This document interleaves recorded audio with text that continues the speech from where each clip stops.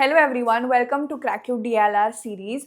In this series, we are covering 100 plus CAT level DLR sets for CAT 2026, covering easy, moderate and hard difficulty levels. In this video, you will get one complete DLR set and the PDF will be mentioned in the pinned comment. Download it before you start. Pause the video, try solving the set by your own and continue to watch the video. If you're preparing for CAT 2026 and want a serious DLR practice, then this series is for you. And if you want more DLR sets, we have thousands of them. It's very simple, just go to Google and search Crack Your DLR sets. 16 teams have been invited to participate in the ABC Gold Cup cricket tournament.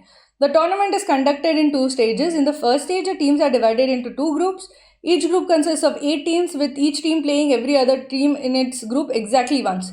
So essentially, each team will play in the first stage. It is going to play seven other teams. So it's going to play 7 matches. So each team plays 7 matches in the group stage. There are 8 teams, so each they're divided into two groups. So basically each group will have 8C2 matches into 2, so you'll have 56 matches. So each in the first stage you'll have 56 matches as such. The second stage comprises of several rounds. A round involves 1 match for each team. The winner of the match in the round advances to the next round while the loser is eliminated. So it's basically a knockout format after the first stage. So second stage is a knockout tournament as such. The team that remains undefeated in the second stage is declared the winner and claims the Gold Cup. The tournament rules are such that each match results in a winner and a loser with no possibility of a tie. In the first stage, a team earns 1 point for each win and no points for a loss. So it is one win is 1 point, loss is 0. There is no draw, so there is no question of a tie at all. At the end of the first stage, teams in each group are ranked on the basis of total points to determine the qualifiers advancing to the next stage.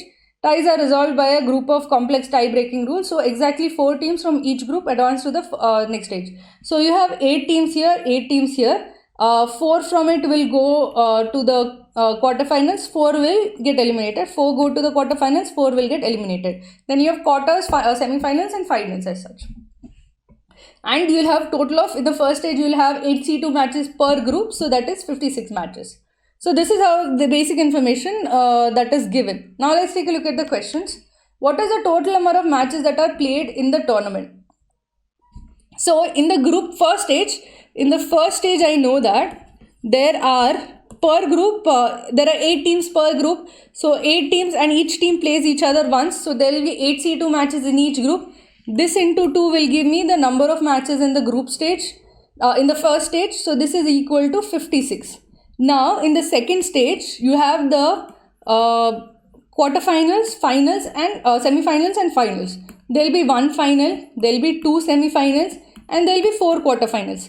In 4 quarterfinals, 8 teams will play, 2 semi-finals, 4 teams will play and in 1 final, 2 teams will play. So, these are the number of matches in the second stage. So, that is 7. So, 56 plus 7 gives me 63 matches. So, what is the total number of matches played in the tournament? The total number of matches played in the tournament is option C, 63. Now, let's go to the next question. The minimum number of wins needed for a team in the first stage to guarantee its advancement to the next stage is how much? So, basically, I am trying to figure out what is the number of wins at which the team will definitely go to the next stage. So if you are, these are the 8 teams. This is 1, 2, 3, 4, 5, 6, 7 and 8. Okay. So I have to figure out, okay, what is the minimum that is needed such that this team cannot be number 5. So basically we'll have to find out what is the maximum score that will still result you in not going through. So what is the maximum score that the team number 5 can have? So any score that the team number 5 can have, that will mean that even after getting this much score, you would not necessarily go through.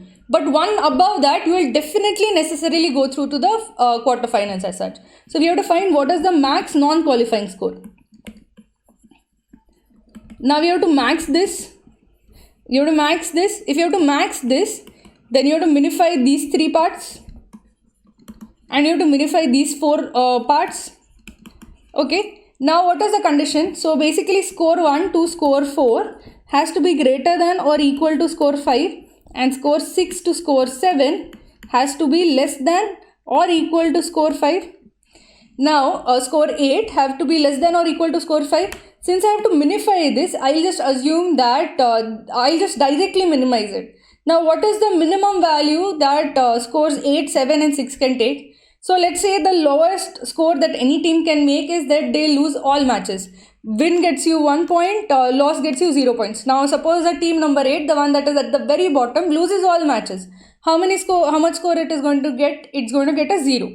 Now suppose 7 loses all its matches except the one against 8. In that case, it is going to get 1 match. So it's going to get 1 point.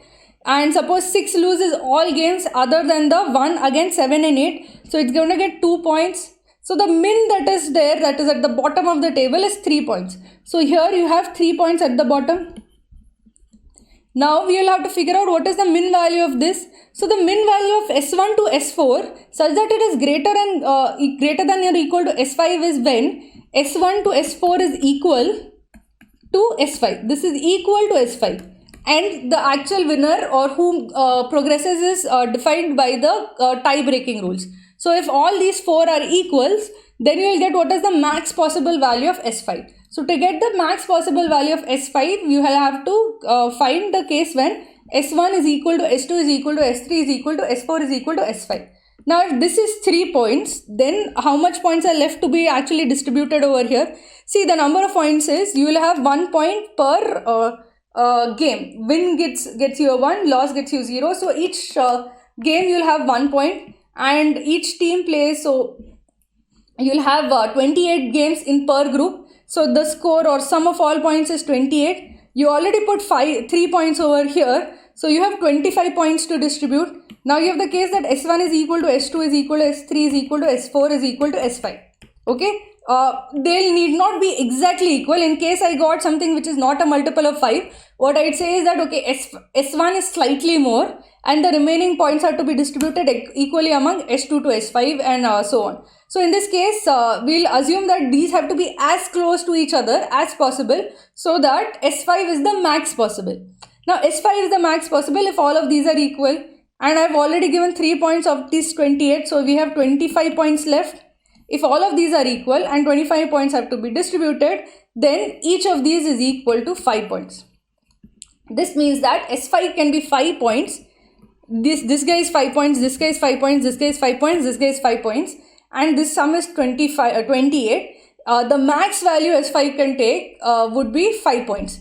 And even at 5 points, the guy will not go through to the next round. So at 5 points, this is the max non-qualifying score. If this is a max non-qualifying score, it means that if any team scores 5 plus 1, that is 6 points, it is definitely going to go through because the max non-qualifying score is 5.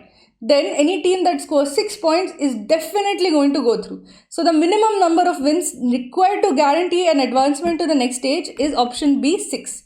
If you win 6 times, you are definitely going to go through to the next round irrespective of what else happens. So if you win 6 times with 6 points, you are definitely going to go through because the remaining things will be the max non-qualifying score is 5. So this is how we solve this question. Always remember, whenever we have to max this, we have to minimize the things above, we have to minimize the things below, and there are subjective constraints on what values it can take. Now let's take a look at the next question. What is the highest number of wins for a team in the first stage, in spite of which it will be eliminated at the end of the first stage? So max number of wins in the first stage, in spite of which it will be eliminated, is the max non-qualifying score. And we found in the last example that the max non-qualifying score is 5. So the highest number of wins is 5. Even after 5 wins, you can get eliminated. So the right answer is 5. Now let's go to the next question. What is the number of rounds in the second stage of the tournament? So you will have 1 round for the finals, 1 round for the semi-finals, and 1 round for the quarterfinals. So in quarterfinals, you team up 2 at a time, and you will have, because in this case 4 go through from one group plus 4 go through from another group. So there are a total of 8 teams. So if there are a total of 8 teams, and the winner has to be decided from a knockout type of tournament, then you will basically have a quarterfinal, final, a semi-final and final. So there are 3 rounds. So the right answer is option C, 3. You'll have, because there are 8 teams and there's a knockout format that is followed, you'll have to have 3 rounds of this. The first round is the quarterfinals, the second round is semi-finals, and the last round is the finals. DILR feels unpredictable. It's not luck, it's a smart set selection. Many fear DILR, but how does CAT actually frames the paper? There are definitely solvable sets when you learn to navigate and pick sets from your comfort zone. And for set selection strategy, PYQs are your best resource. We Team Crack You have compiled CAT DILR questions all at one place. Just Google CAT DILR questions to practice, analyze, watch video solution and download PDFs.